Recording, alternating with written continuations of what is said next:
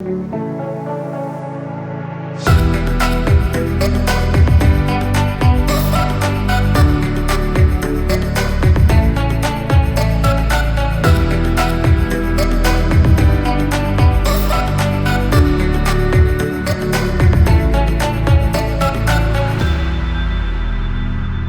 is up, everybody? Welcome back to the channel. Today we have a little afternoon mission after school, rocking on the ski, and we're gonna get out there, try to spear something big.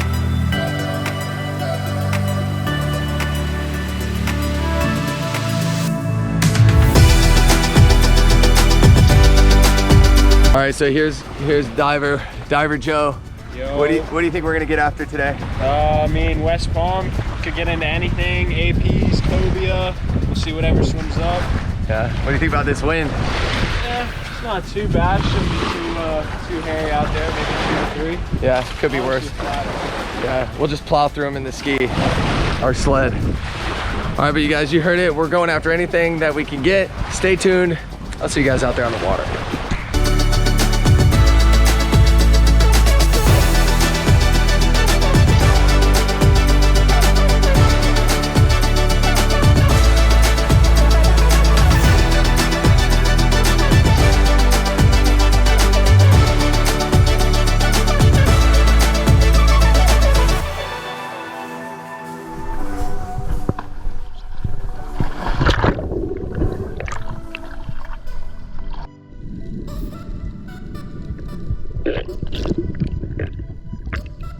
Welcome back underwater, everybody. Now, the area we're starting off diving is very deep. It's not really an area you want to warm up at.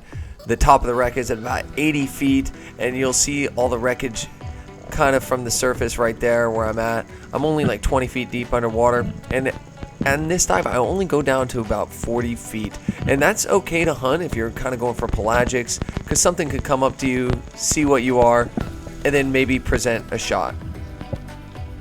So on this dive, I'm just going down there, suspending mid-water column, hoping something comes in. Also kind of getting a lay of the land, checking out the current, checking out the visibility.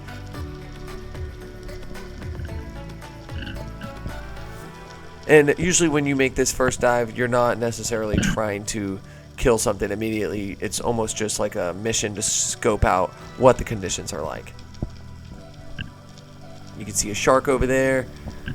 And then you start seeing sharks everywhere, which is never really a good sign when you're trying to get some pelagics, because the sharks can get fired up really quick. So after a minute, we hit up another area. I really don't want to putz around in different places for too long, just because I know that we don't have a whole lot of sunlight left, and we got to make the most of our time.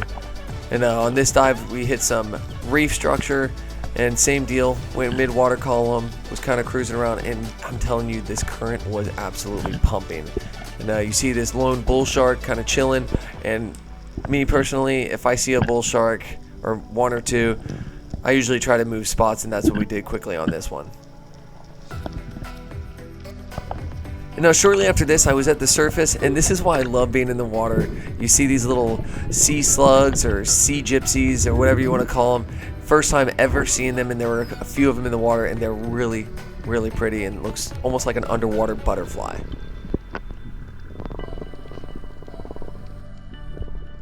So after diving in the deep area, we decided to punch in a little bit more shallow, and hopefully we're going to try to get on some fish here in a minute.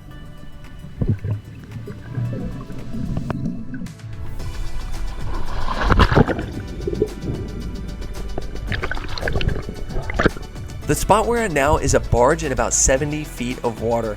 Now the problem with this, if the current is pumping, it's really hard to make a drift on the spot because it's such a tiny area and you only have maybe time for one dive, and you can clearly see I missed the wreck on this drop. I dove it one more time and it had the same result, so it's time to mix up the game plan. All right, last chance. Joey, I gotta have something to eat for dinner, so last hoorah. So now the next spot we went to was an area I saw on the map. I've never been there before. And I used Navionics just to find out where the kind of contour was. And this was perfect bottom for muttons. And on this drop, it's about probably 75, 80 feet to the bottom. And I was kind of just scoping it out, seeing the current. And so, which led me to do another dive and I kind of had an idea that there would be muttons in the area, there could be some mangrove snapper in the area, and I just say to myself, screw it, I'm just going to go all the way to the bottom, try to sit there for a little bit. I don't want to be there too long because I'm a little worried about the current bringing Joe a little farther past me. But I sit down, kick up some sand, and sure enough, here comes a mutton coming in hot, and this tactic worked perfectly.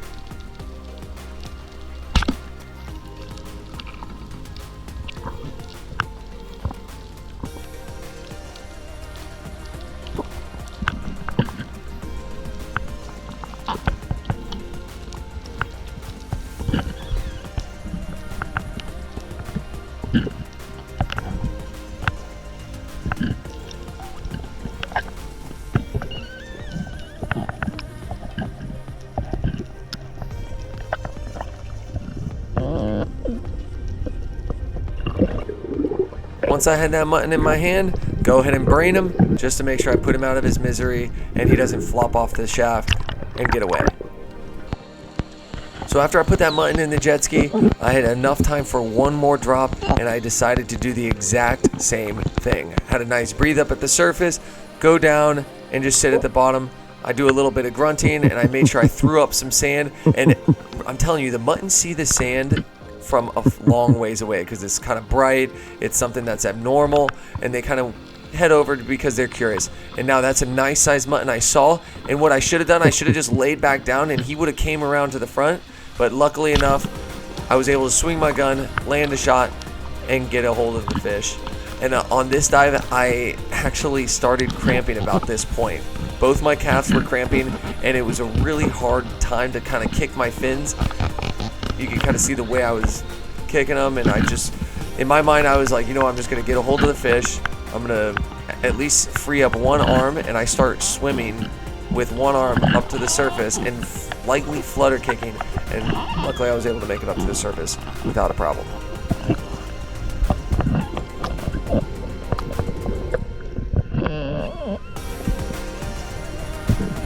Dude, we got it done.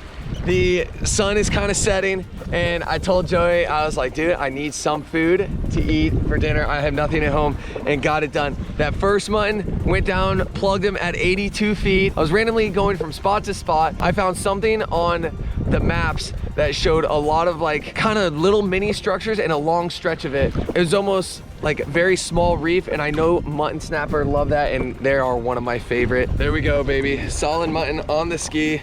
Pretty stoked about it. And God, these things are beautiful. So that was the second one I got. I shot him at 85. And when I went down there, I started cramping. Both of my calves started cramping, and I knew I was in trouble. And that was right when I shot the fish. So I know I had a long ways to get back up to the surface. And the main thing is just don't panic. I knew they were cramping. I still had some oxygen left, so I just kind of gave baby flutter kicks. Took me a while to get up, but I made it. Joey kind of could see something was wrong. If I was really stressing, I would have like waved him down, but no issues there. We got it done, dude. Oh yeah, ski provides.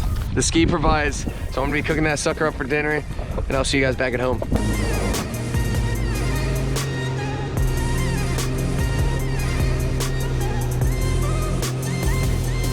All right, so while we're here cleaning fish, I ran into fellow YouTuber. What's the channel? What and When To. I know it's a stupid name. What and When To. Oh.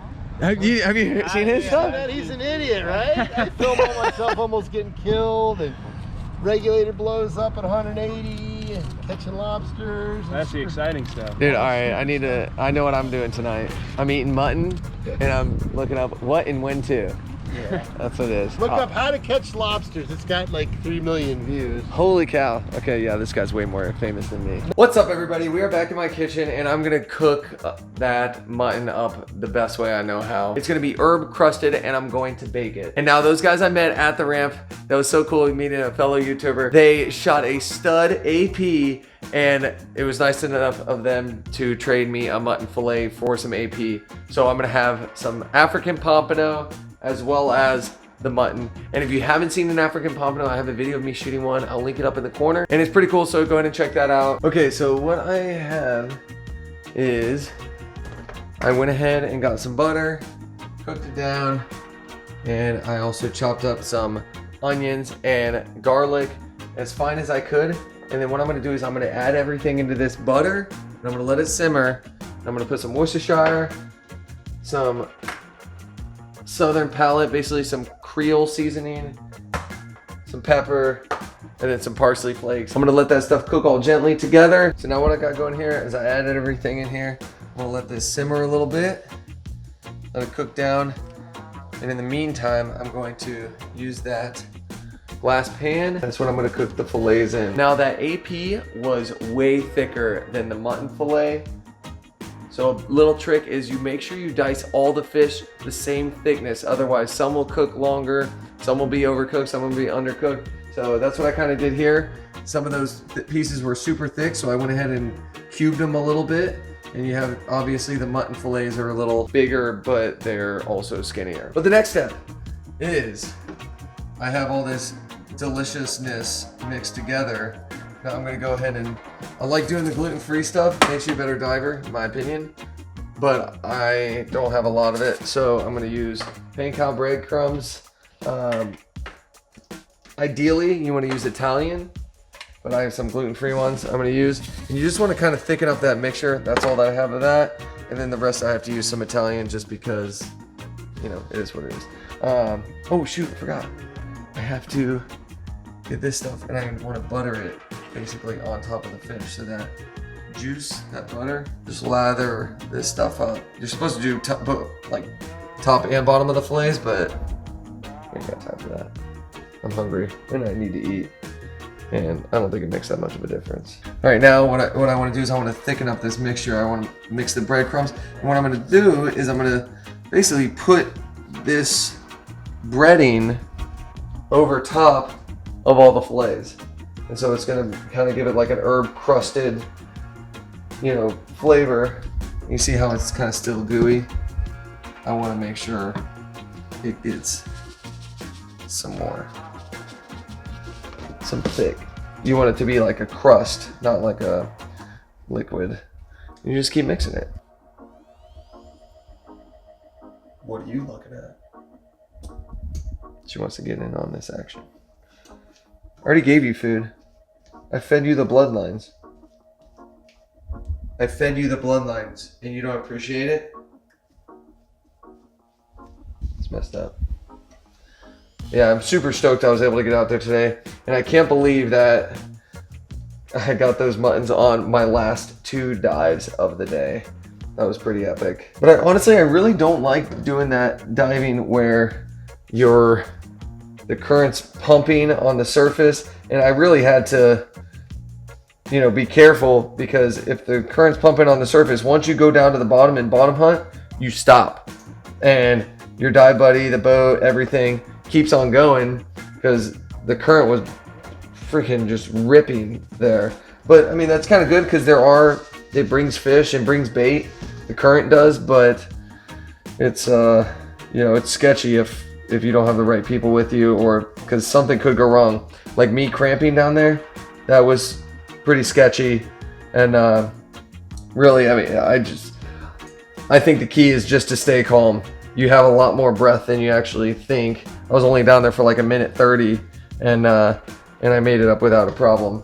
And I probably had a lot more. I probably could have been down there for another minute. I mean, it would have been painful, but it wasn't a problem. But one thing I really liked about going out was seeing those like sea cucumbers, or those whatever those dancing things were in the water. I've never seen anything like that all the times I've been diving, and I'm telling you, that's why I like going out. I love going out, seeing random things that you've never seen before. A giant sea turtle came up to us at one point. I didn't flip on my GoPro because that happens all the time out there. But I just love the random different things that can happen anytime you go out. And it really makes for some, you know, it's just, you never know. The craziest thing could ever happen, and that's what always kind of drives me and makes me want to go out all the time.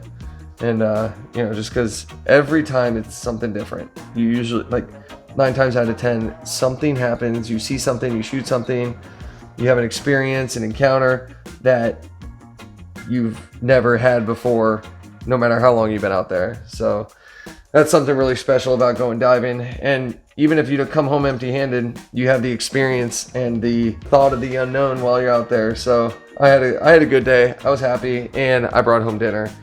which I'm gonna get into more of now. All right, so now that I have this stuff, I'm just basically going to scoop and put on top of the fillets. All right, there we go. I'm done. I needed 2 hands to do that. But you can see the whole thing is crusted in that delicious mixture. And now what I went ahead and did is I pre-cooked the oven, 400. I'm gonna throw the dish in the oven. I'm gonna probably put 10 minutes on the timer, and I'm gonna check it with a fork, make sure it's cooked all the way through, all the pieces are cooked all the way through, and I'll see you when I'm taste testing this. Aren't you guys finished? And dude, it smells so good. This is the aftermath. I already know. You already know. That crust in it just fills it so freaking good. I just wanted to say thanks for watching the video. I'm so happy I was finally able to get on the water. It's been way too long. It's just been so blowy, and even today it was still pretty rough. But I was happy I could get out there with you guys, dive local, and also be successful and get some dinner for tonight. If you're new to the channel, go ahead and subscribe. I do adventures like this all the time. Usually try to get way more intensive adventures, but for the conditions it's been, I'll take it. If you enjoyed this video, go ahead and give it that thumbs up. And like always, guys, I'll see you next week for another adventure. Later.